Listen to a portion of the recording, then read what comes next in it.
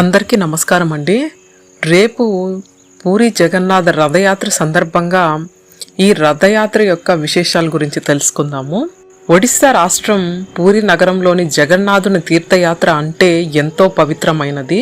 పూరి జగన్నాథుని తీర్థయాత్ర ఆషాఢ మాసంలోని శుక్లపక్షం 2వ రోజున జరుపుకుంటారు.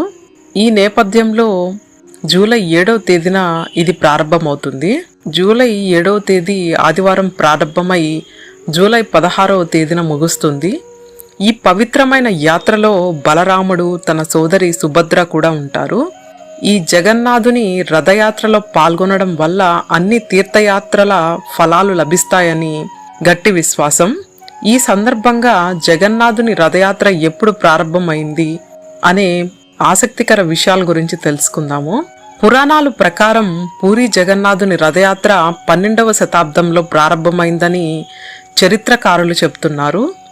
మన హిందూ ధర్మం యొక్క విశ్వాసాల ప్రకారం జగన్నాథుడు శ్రీ మహావిష్ణు అవతారంగా పరిగణిస్తారు. ప్రతి ఏటా జరిగే ఈ రథయాత్రకు శ్రీ జగన్నాథ పూరి, పురుషోత్తమ పూరి, శంఖ క్షేత్రం, శ్రీక్షేత్రం అని కూడా పిలుస్తారు. ఈ యాత్రలో దేశ నలుమూలల నుంచి భక్తులు తరలివస్తారు. ఈ యాత్రలో పాల్గొంటే ఎంతో పుణ్యఫలాలు దక్కుతాయని నమ్ముతారు. భక్తుల కష్టాలన్నీ తొలగిపోతాయని చాలా మంది నమ్ముతారు. జగన్నాథ రథయాత్ర పురాణ కథ గురించి తెలుసుకుంటే, పద్మపురాణం ప్రకారం జగన్నాథుని సోదరి సుభద్ర నగరం చుట్టూ తిరగాలనే కోరికను వ్యక్తం చేస్తుంది. అప్పుడు జగన్నాథుడు తన సోదరుడు బలభద్రుడు అనగా బలరాముడి రథంపైకి ఎక్కించుకుని నగరానికి తీసుకెళ్తాడు. ఈ సంఘటన ఆషాఢ మాసంలో జరిగింది. అందుకు ప్రతీకగా అప్పటి నుంచి ఈ రథయాత్రను ప్రతి సంవత్సరం ఆనవాయితీగా నిర్వహిస్తున్నారు. మన హిందూ ధర్మం యొక్క ఆచారాల ప్రకారం జ్యేష్ఠ మాసంలో పౌర్ణమి రోజున జగన్నాథుడికి 108 నిండు బిందెల నీటితో జలాభిషేకం చేస్తారు.